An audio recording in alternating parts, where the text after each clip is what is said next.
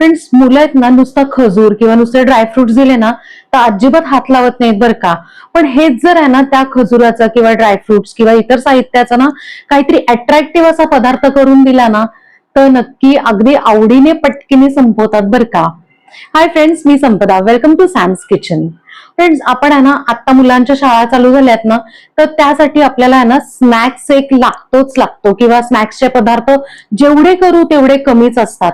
म्हणूनच आज आपण आहे ना खजुरापासनं अगदी मस्त झटपट होणारं एक स्नॅक्स करणार आहोत. 3, 2, 1. खजूर चॉकलेट करण्यासाठी आपल्याला ना इकडे एक बाउल आहे ना गुळ लागणार आहे. इथे मी गुळाची पावडर घेतलेली आहे आणि एक बाउल आपल्याला आहे ना रोस्टेड ग्रॅम म्हणजेच फुटाण्याची डाळ लागणार आहे. आता हे दोन्ही काय करायचंय, मिक्सर मध्ये टाकून ह्याची पावडर करून घ्यायची आहे. ह्याची आपण आहे ना दोन्ही मिक्स करून आहे ना मस्तपैकी पावडर करून घेतलेली आहे. आता ही पावडर आपण एका बाउल मध्ये काढून घेऊया. इथे मी आहे ना तेवढंच एक बाउल आहे ना खजूर घेतलेले आहेत, ह्याच्या बिया काढून घेतलेल्या आहेत, स्वच्छ करून घेतलेलं आहे. आता हे आपण आहे ना मिक्सर मध्ये टाकून घेऊया. आता यातच आपण आहे ना 1 ते 2 चमचे आपण आहे ना तूप घालून घेऊया. छान चॉकलेटचा फ्लेवर येण्यासाठी 1 ते 1.5 चमचा आपण आहे ना इकडे कोको पावडर घेतलेली आहे. कोको पावडर आहे ना जास्त वापरायची नाही, नाहीतर काय होतं की आपले जे खजूर बाईट्स आहेत तर ते ना कडवट होतात. म्हणून आता आपण हे बारीक करून घेऊया. मिक्सर मधनं काढून झालं ना की मस्त असा गोळा तयार होतो. आता ज्या बाउल मध्ये आपण आहे ना ते पावडर काढलेली आहे ना पंढरपुरी डाळ आणि गुळाची, त्यातच आपण आहे ना हे काढून घेऊया.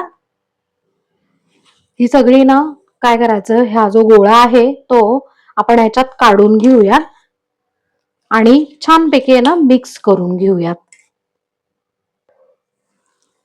आता आपण हे जे मिश्रण आहे ना एकत्र ज्या वेळेला करतो ना त्यावेळेला ह्याचा आपण आहे ना गोळा करायचा आहे.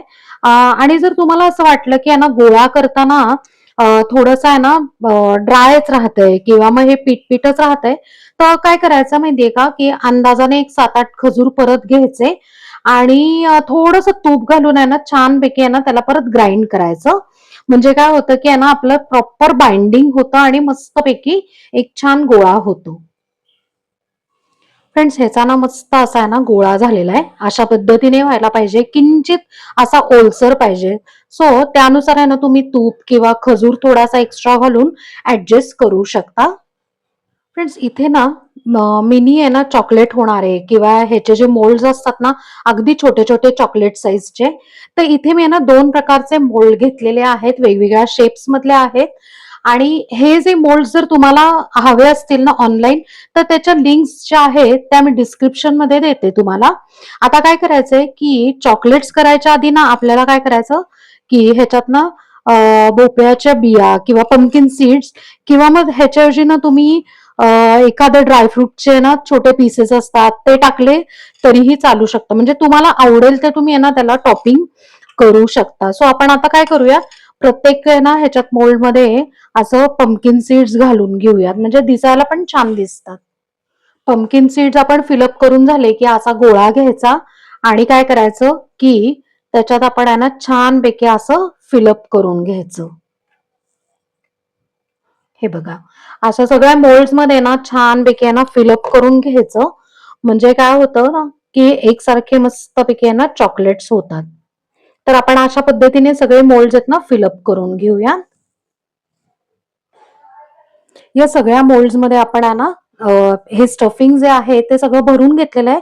आता काय करायचंय, हे दोन्ही मोल्ड्स आहेत ना फ्रीज मध्ये अराउंड अर्धा तास ठेवायचे, म्हणजे मस्त सेट होतील. फ्रेंड्स, अर्धा तास झालेला आहे आणि आपण हे जे मोल्ड्स आहेत ते फ्रीज मधनं काढून घेतलेले आहेत. एक जस्ट आहे ना मी तुम्हाला डिमोल्ड करून दाखवते. इतके सुंदर मस्तपैकी आहे ना अशा शेप्स मध्ये तयार होतात. आणि आपण खाली जे आहे ना पंपकिन सीड्स घातले होते ना ते वरच्या साईडला घ्यायचे, म्हणजे काय होतं की त्याचं टॉपिंग इतकं सुंदर दिसतं ना. आता आपण हे जे आहे ना हेल्दी चॉकलेट जे आहेत तर ते आपण आहे ना सगळे डिमोल्ड करून मस्तपैकी आहे ना एका प्लेटवर काढून घेऊयात. फ्रेंड्स, हे जे खजूर चॉकलेट्स आहेत ना सगळे मी डिमोल्ड करून एका प्लेटमध्ये काढून घेतलेले आहेत. आणि तुम्ही बघू शकता किती छान असे छोटेसे वेगवेगळ्या शेप्स मध्ये एकदम मस्त असे ना अट्रॅक्टिव्ह दिसत आहेत. तर हे जे चॉकलेट्स आहेत ना, हे तुम्ही यांना फ्रीजमध्ये किंवा बाहेर दोन्ही ठिकाणी यांना स्टोर करू शकता. फक्त बाहेर जर स्टोर केलं तर अराउंड एक 5 ते 6 दिवस छान राहतात. फ्रीजमध्ये स्टोर केलं तर एक 12 ते 15 दिवस छान टिकतात.